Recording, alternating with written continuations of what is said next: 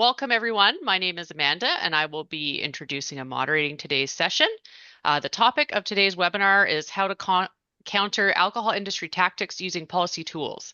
Thanks a lot. As former President Jimmy Carter used to say, that's the nicest introduction I've had recently. A little more about me. That's me when I was in grad school marching against apartheid, and the Black woman holding that banner is Maya Angelou, the former poet laureate of the US. I was the son of a Methodist minister and a public health nurse. I landed somewhere in the middle. We had little or no alcohol at home, and I kind of fell into alcohol policy work because I needed a job, and I could type 96 words a minute. There's a life story. I stayed for actually 40 years now because it's so clearly an issue of justice, of a giant industry causing untold suffering. And it's given me a chance to do what my parents taught me to do, which was to speak truth to power and to stand up for what's right. So my understanding is I'm going to talk somewhat briefly, about 20 minutes, and then we'll have a lot of time for Q&A. And what I'm going to talk about is a little bit, it is on the topic, but I'm going to give a little bit of greatest hits as well, just because that's what I'm talking about these days. So this is just a review for you, but globally, alcohol kills about 2.6 million people a year. That's the equivalent of one person dying every 12 seconds. It's related to more than 200 disease and injury conditions in the human body, including 7 cancers. And it's a major cause of social inequities, and that the same amount of alcohol will cause much worse problems in a poor family, community, or country than in a wealthier setting. One study estimated that alcohol causes more than a quarter of social inequities in mortality across the board. How does it cause the harm?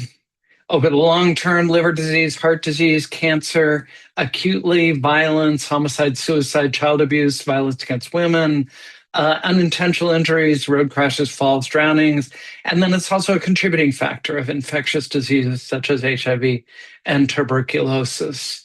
Now, at least in my country, we struggle under what we call the shadow of prohibition.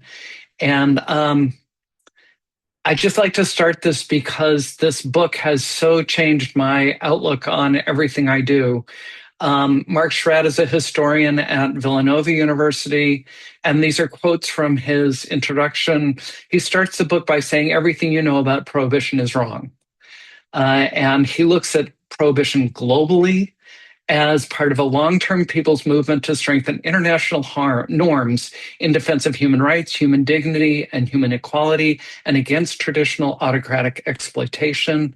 Like the transnational abolitionist, suffragist, socialist, indigenous rights, and human rights movements, the Transnational Temperance Network stitched together like-minded social reformers into a global network based on the common goal of curbing the predatory profits of the liquor traffic. So prohibition was fundamentally a movement against the alcohol industry. It wasn't about drinking culture, the who, what, how, and how much different communities drank, but about opposing exploitation and profit. And the temperance and prohibition backers included major indigenous leaders, major leaders in the African American community like Frederick Douglass, and Booker T. Washington, major feminists, as well as people like Leo Tolstoy, Vladimir Lenin, Mahatma Gandhi, Kemal Ataturk, and Thomas Masaryk. And during Prohibition in the US, it was a huge health success, even with huge loopholes in it. Both consumption and cirrhosis deaths dropped precipitously. And this is what's been happening more recently. Since 1935, the repeal of national prohibition in the US, the consumption in the US has been, it rose to a peak in the early 1980s, then dropped and then started rising again in the Clinton years. And you don't see this, but it rose again a bit during COVID, and now it's dropped slightly. But anyway, we're drinking more. So why talk about alcohol policy? The World Health Organization has identified 3 policies as the most effective and cost-effective ways to reduce alcohol problems. And these are increasing alcohol taxes, restricting marketing, and reducing physical availability through things like licensing schemes, monopolies, reductions in sales hours, and so on. For every dollar invested in these, the return on investment is more than ninefold. And in contrast, alcohol problems cost national economies globally, on average, about 2.6% of a country's gross domestic product. All right. The evidence is really clear. It's really strong. Why is it so difficult to get these things done at the national level all over the world? Hello, the alcohol industry. And this is what the industry looks like as of about 2020. And those big circles in the middle, you've probably heard of AB InBev, but I don't know how many people have heard of Diageo. And yet, you know the Diageo brands, Johnny Walker, Guinness Beer, and so on. Similarly, Suntory is better known in the US for Jim Beam because it swallowed up Beam a number of years ago. These are big conglomerates with many, many brands. If the 10 largest companies by sales were a country, they'd be the 23rd largest economy in the world. And as of 2019, alcohol was the 8th most profitable industry in the world, more profitable than banking, pharmaceuticals, or soda pop. This is the latest data. I just pulled this together last night, and this is in North America. So US and Canada, 9 companies earn more than half the revenues from alcohol. So it's a highly concentrated industry that actively works to oppose the WHO best buys. These are just a few examples. In Brazil, the producers lobbied successfully to repeal Brazil's ban on alcohol sales in sports stadia. In Scotland, they took Scotland all the way to the highest court in Europe to try to delay minimum unit pricing there. In South Africa and Lithuania, they lobbied against bans on alcohol advertising. They were successful in delaying it, at least in South Africa, but Lithuania actually got a ban through. And Ireland has passed a cancer warning, but the latest is that will be delayed until at least 2028 because the industry is threatening so much legal action, including using global and regional trade agreements to weaken national abilities to regulate. The alcohol industry will try to present itself as the partner. One of the things they like to say is we do more to prevent the abuse of our product than any other industry. Well, they have a basic conflict of interest with reducing alcohol problems. Studies from 20 years ago estimated that in the US in 2001, underage and pathological drinking, the consumption the industry says very clearly it does not want, made up between 37.5% and almost 50% of consumer expenditures on alcohol, depending on which way you estimate. We looked at this again in 2016 and found that underage drinking accounted for about 8.6% of the US market, with a value of about $17.5 billion, and with revenues to individual companies really substantial. So there's not just a perceived conflict of interest, there's an actual conflict of interest in that if everyone drank in a safe and responsible manner, alcohol companies would face a market perhaps less than half the size of what we have today. They would lose at least a third of their profits. And no publicly traded company can intentionally lose this much of their market and survive. So the industry has a conflict of interest, that's what that should say, with safe and responsible drinking. The image on the right is an industry-sponsored responsibility ad, and it's why we don't think the industry has any business doing anything in the prevention field, because that is at best a mixed message. Tim mentioned I've spent a lot of my career working on alcohol marketing, and you have to understand that modern alcoholic beverages are, of their essence, marketed beverages. The CEO of the largest beer company in Southeast Asia once said to me, look, people drink the marketing. It plays a key role for the industry nationally and globally. It functions as what economists call a significant barrier to entry, in that it keeps smaller players from being able to break through. Just if you look at Anheuser-Busch InBev's cost of advertising per barrel they sell, it is so much lower than its competitors. The same is likely true of Diageo, which is the world's largest spirits producer. This marketing helps to generate, and this concentration helps generate oligopoly profits, which in turn support more marketing spending and helps them to counter the increasingly bad health news coming out from people like Dr. Namey. Just looking at their spending, Anheuser-Busch InBev is, as of 2024, the 15th largest marketer in the world. They spent $5.8 billion globally on marketing, including $1.2 billion in the US. Globally, they spent more on marketing than McDonald's, Coca-Cola, or Toyota. Diageo is the 32nd largest marketer in the world, $3.7 billion in global ad spend, $1.5 billion in the US. Also in the top 100 spenders, Heineken, Suntory, and so on. And what is the marketing buying? Well, it's buying that perfect mix of product, price, place, and promotion that get people to buy a product. That's fine, except when the product is killing 2.6 million people a year.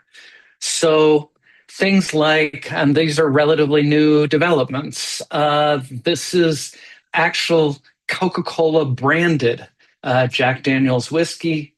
Similarly, Hard Mountain Dew.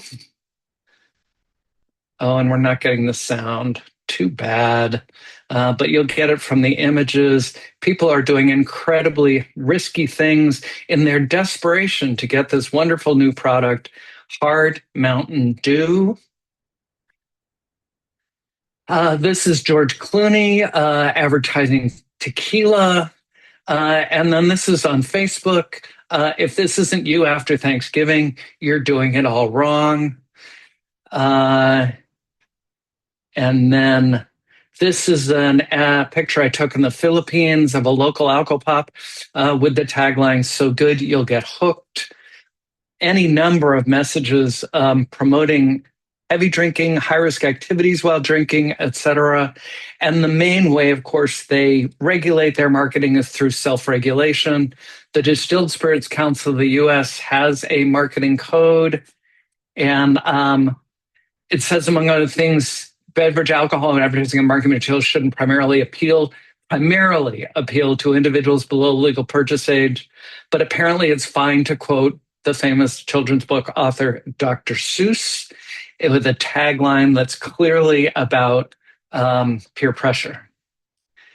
But traditional marketing is only one of the places we face them. Stakeholder marketing is another important area of marketing for them. This is direct marketing to the people who make the laws. And so in the 2024 election cycle, the alcoholic beverage industry paid $24 million in contributions at the US federal level, with $12 million directly going to congressional candidates. They spent almost $22 million on lobbying. So in addition to that, with 290 registered lobbyists working for them at the federal level, more than one lobbyist for every two members of Congress, or what I like to call a very good teacher to student ratio.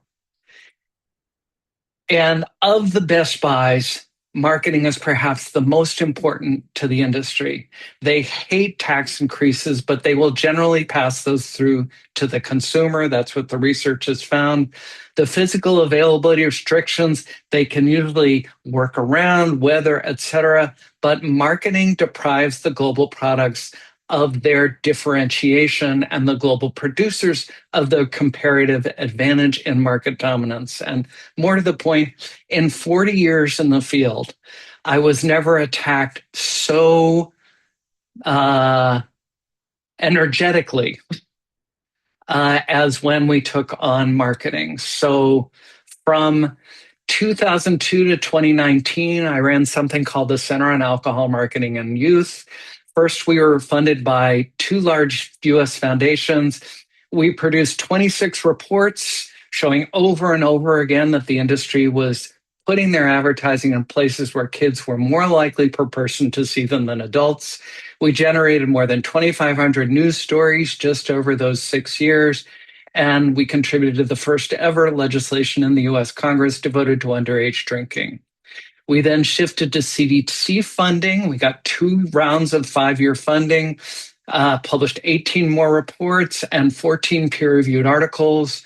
Around the same time, we also got funding for the first ever cross-sectional study of youth alcohol consumption in the US by brand. When we presented all our reports to the then head of the National Institute on Alcohol Abuse and Alcoholism, he said, yeah, that's fine, but you need the brand data. So we went and got the brand data, 32 peer-reviewed publications, and numerous news stories linking specific brands, exposure to their marketing, and youth drinking and consequences.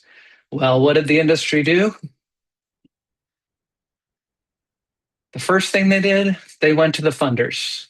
When we were funded by foundations, they got to a board member of one of the funding foundations.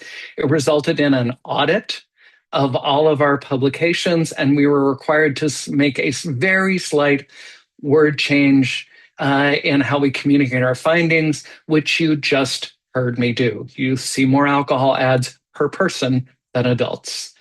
And from then, when we were funded by CDC, they worked through Congress. Congress was very supportive of our work until control of Congress changed from the Democratic to the Republican Party in 2010. In 2011, a Republican representative hired the former head lobbyist for the Beer Institute as his chief of staff. 3 years later, that representative got a seat on the very powerful House Appropriations Committee and put language into the report questioning the whole process that CDC had used to fund us. In 2015, the Appropriations Committee mandated the General Accounting Office to investigate that whole funding process. The GAO came out with a report in 2017, which justified the use of that mechanism, but it was functionally the end of that mechanism. They also charged that CDC was duplicating other things happening in the federal government by funding us. And although we and CDC parried those charges, the investigations had a serious chilling effect in that our activities were more and more limited to pure monitoring of industry self-regulation, and we were not permitted to do any work on the internet or digital and social media, which has left the US basically 10 years behind the industry in terms of understanding the role of social media marketing for alcohol and kids. After they went after the funders, they then started shooting the messenger, i.e. me. I was based at Johns Hopkins. And in 2014, the Baltimore Sun headlined a big op-ed piece, Our Tax Dollars Paying for Anti-Alcohol Advocacy. It was an attack on our work with local universities and in the Maryland legislature, where we had passed a ban on 190 proof alcohol. It was written by a staffer at the Competitive Enterprise Institute, which turned out to be funded in part by the Distilled Spirits Council. We responded with a letter to the editor and with an op-ed defending our work signed by a sympathetic state senator in Maryland. But that wasn't the end of the op-eds. This is Sarah Longworth, and she's become much better known recently because she's one of the main anti-Trump Republicans. But at the time, she was working for the American Beverage Institute, which is part of a group of organizations that work on behalf of tobacco, alcohol, and big food companies. So she placed op-eds in the Detroit News and in the Delaware News Journal attacking my center and me. We responded to the Detroit News op-ed with a commentary. We just ignored the one in the News Journal. And then came Guy Smith. Guy Smith worked for Philip Morris and then was an independent reputation management consultant hired by the Clinton administration during the impeachment hearings. And then he moved to Diageo, the world's largest spirits maker. And in 2016, he began shopping around an anti-me op-ed piece. And I started getting calls from journalists. Why does Guy Smith hate you so much? He was not able to place that any place credible. But the things it said tried to separate me from my sponsors. David Jernigan and his quote research group Cami have once again exposed the venerable Johns Hopkins University to embarrassment over Cami's biased and chatty research. And by funding this research, the Centers for Disease Control and Prevention veers sharply away from their long history of basing activities and pronouncements on solid science. Alas, in this case, the CDC is perpetuating junk science. We kept doing what we do, but it continued to have a chilling effect. And then along came the mock trial. And you may have read about this was the Moderate Alcohol and Cardiovascular Health Study, funded by the National Institute on Alcohol Abuse and Alcoholism, which is our big, alcohol research funder. But 2/3 of the approximately $100 million study was to be funded by the alcohol industry through contributions to the NIAAA Foundation. The industry was heavily involved in discussions over design of the study, and it was promised by one of the PIs that, quote, one of the important findings will be showing that moderate drinking is safe. That's really not what you're supposed to do as a principal investigator, but nonetheless. And the article laying out the case for the study in the journal Alcoholism, Clinical and Experimental Research to this day does not disclose industry involvement in the genesis and design of the study. The mock study is an example of creating a research design to bias the results. And in fact, this is what an NIAAA internal investigation subsequently concluded. The design appears to intentionally bias the framing of the scientific premise in the direction of demonstrating a beneficial health effect. Well, what was my involvement there with one of my colleagues? While this was happening, NIAAA put considerable pressure on me and one of my colleagues regarding our alcohol brand research. And so we did a FOIA request, Freedom of Information Act request. And then journalists started poking around, and we told them what FOIA request to make. It turned up an email from the director of NIAAA to a former NIAAA staffer who is now working for Discus regarding my research. Quote, for the record, this will not happen again. I will not be funding this kind of work under my tenure. A highly competitive subsequent application from me described by peer reviewers as having, quote, an extremely high level of enthusiasm for this application, rated in the exceptional range, but was never funded, likely due to the director's intervention at council. And this got blown up into a front page story in the Boston Globe the day, literally, that I started work at Boston University.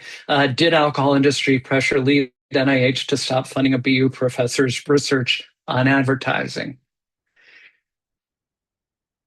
There's a clear conflict of interest. The lesson from tobacco is the Framework Convention on Tobacco Control, Article 5.3, asking governments to protect policies from commercial and other vested interests of the tobacco industry in accordance with national law.